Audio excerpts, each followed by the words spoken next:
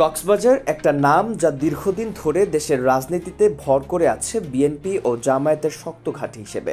এই জেলার 4টি আসন যেন দুই দলেরই উত্তরাধিকার সূত্রে পাওয়া জমিদারি। অনিয়ম কিংবা ভোট ডাকাতির আশ্রয় না নিলে সাধারণত এখানকার প্রতিটি আসনেই বিএনপি জামায়াতের প্রার্থীরাই জয়ের মুকুট পরে আসে। এবারও ব্যতিক্রম ঘটবে না বলেই মনে করছেন অনেকে।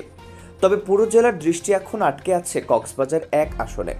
চকরিয়া ও পেকুয়া উপজেলা মিলে গঠিত এই আসনের নাম উঠেছে এক ভারী প্রার্থীর, বিএনপি স্থায়ী কমিটির সদস্য, বর্তমানে দলের মুখপাত্র সালাউদ্দিন আহমেদ।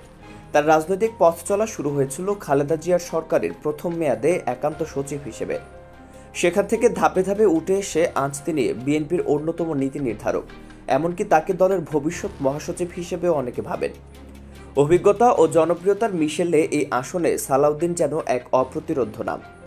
অতীতে তিনি কখনো হেরে যাননি, এমনকি রাজনৈতিক মামলায় নিজে প্রার্থী হতে না পারলেও তার সহধর্মিণী হাসিনা আহমেদ যখন মাঠে নেমেছিলেন, সাফল্য তখনও তাদের হাতছাড়া হয়নি।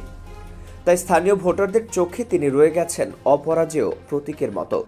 তবে প্রতিদ্বন্দ্বীও যে দুর্বল নন সেটাও মানতে হবে। জামাতে ইসলামী অনেক আগেই তাদের প্রার্থী ঘোষণা করেছে। কক্সবাজার শহর শাখার আমির ও সাবেক ছাত্রনেতা আবদুল্লাহ আল ফারুক। ঘোষণার পর থেকেই তিনি সাংগঠনিকভাবে সক্রিয়। প্রতিদিন মাঠে ঘুরে বেড়াচ্ছেন, করছেন নানা কর্মসূচি, জাগাচ্ছেন দলীয় ভোটারদের। তার আত্মবিশ্বাসও কম নয়। জামাত মনে করে চকরিয়া ও পেকুয়ায় তাদের দীর্ঘদিনের ভোট ব্যাংক আছে। বিশেষ করে 5 আগস্টের পর তাদের প্রতি মানুষের আস্থা বেড়েছে বলেই দাবি দলের নেতাকর্মীদের।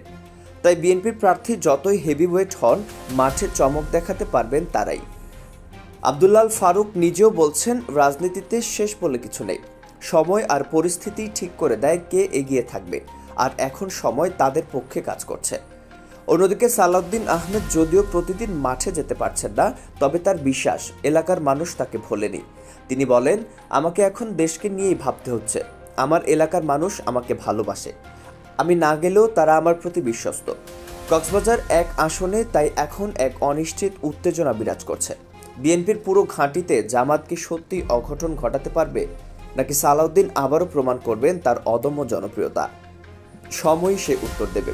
কিন্তু ততক্ষণ পর্যন্ত গোটা দেশের চোখ আটকে থাকবে এই আসনের ফলাফলের দিকে। একদিকে ইতিহাস, অন্যদিকে সম্ভাব্য চমক, শেষ মুহূর্ত পর্যন্ত সাসপেন্স থেকেই যাবে।